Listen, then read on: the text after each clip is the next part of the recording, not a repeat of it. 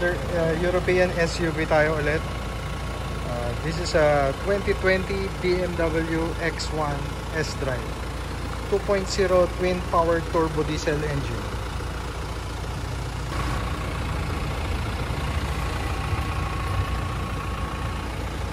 Pintura niyan guys, original paint.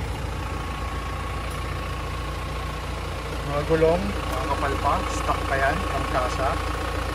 Rim 18 mags. Tapos naka-run tires pa rin tayo. Pakita ko sa inyo yung loob. Loob is all leather interior. Puro premium leather ang ginamit. Yan. Ceiling, malinis. Steering wheel, leather din. Tapos may controls dito para sa cluster. Audio control.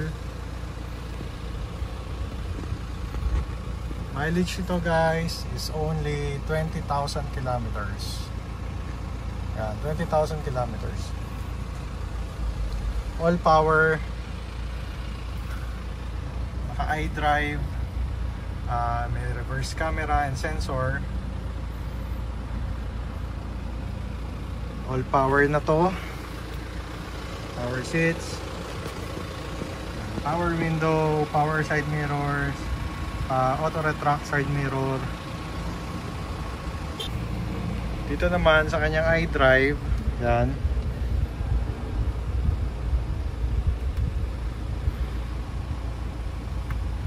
Dito mo makikita lahat ng settings mo. Car settings, driver settings, tapos yung mga faults or reminders, yung next service, last service, tsaka kung ano yung mga kailangan mong ipa-service pa na iba, like brakes, oil, lahat nandito na. So hindi na natin kailangan ulit ng booklet para lang ma-check kung ano yung last service.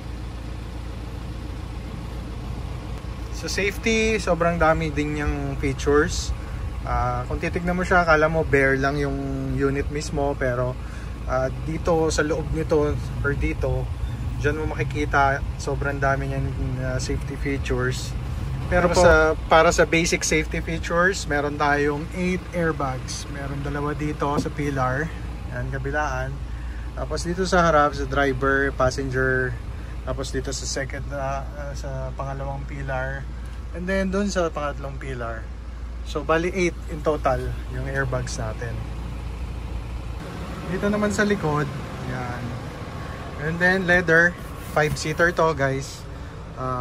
Premium leather din, maayos lahat, walang punit, walang sira. Ayan. Dito meron aircon vent din, tapos meron charging port na USB-C.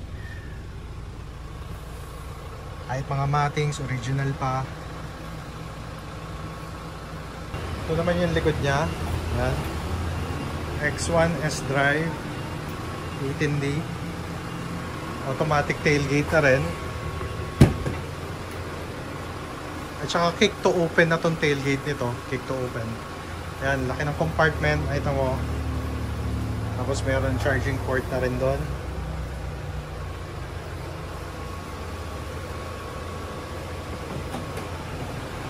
Automatic.